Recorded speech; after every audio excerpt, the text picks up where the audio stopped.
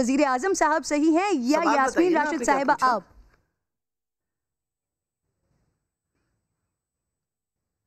देखिए, मेरा ख्याल है जो बहुत अहम चीज़ है, आप क्रोनोलॉजिकली उन खान साहब को भी पता था कि उस वक़्त उनकी प्लेटलेट काउंट का प्रॉब्लम था और वो हमने उससे कभी इनकारी नहीं की और इसी वजह से इंसानी हमदर्दी के तहत खान साहब ने भी इजाज़त दी और गवर्नमेंट ने इजाज़त दी और उसके अलावा कोर्ट ने भी इजाज़त दी कि वो जाएं बाहर अपना इलाज कराएं।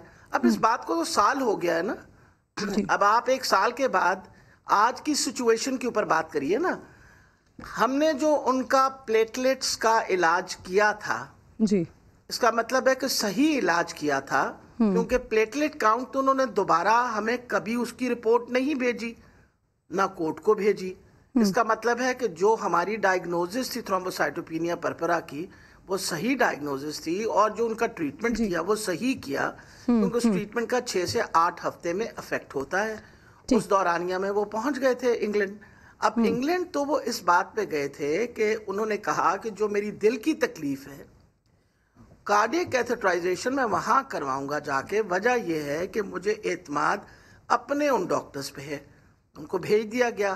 फरवरी के महीने के अंदर उनको टाइम दिया गया कार्डियक कैथेटराइजेशन। उस वक्त तक तो मैं खुद सारा कुछ फॉलो अप कर रही थी। उन्होंने इनकार कर दिया, 26 फरवरी को तारीख थी उनकी। जी। तो उन्होंने इनकार कर दिया कि जब तक मेरी बेटी नहीं आएगी मैं अपना इलाज नहीं करवाऊंगा। जी, उसके बाद अगर कोई उन्होंने रिपोर्टें भेजी वो हमारे पास नहीं आई।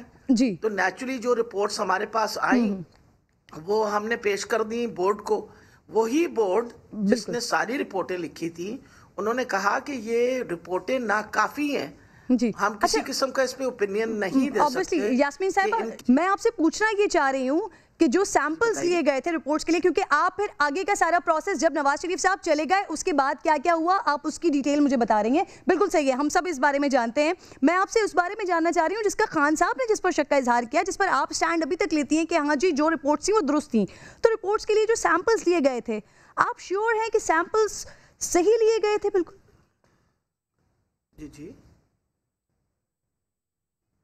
देखिए जी, मेरा ख्याल है मुझे क्योंकि मैंने खुद तो सैंपल नहीं लिए, I have to trust my doctors. और एक डॉक्टर नहीं था, एक पूरा बोर्ड था 12 मेंबर्स का। एक बंदा तो नहीं था, there were 12 doctors which were involved in it. और मैं उम्मीद रखती हूँ कि डॉक्टर्स ने कभी ऐसी गलत बयानी नहीं करते और ना कोई ऐसी बात की होगी। और उस वक़्त एक मसला था, it was an acute phase. और एक्यूट ऐसे जो इंसिडेंसेस होते हैं तो लोग रिकवर कर जाते हैं, उन्होंने रिकवर कर लिया। ज्यादती उन्होंने ये की है कि इन्होंने एक कमिटमेंट करके कि मैं अपना इलाज करा के वापस आऊंगा, तो तशरीफ नहीं ला रहे वापस।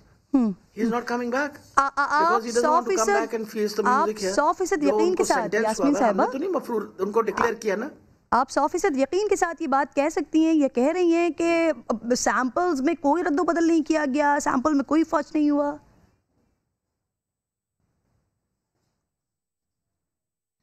मेरा ख्याल है सबसे इम्पोर्टेंट ये चीज़ है कि सिर्फ सैंपल्स ही नहीं थे, जो क्लिनिकल पिक्चर थी वो भी डॉक्टर्स ने देखी।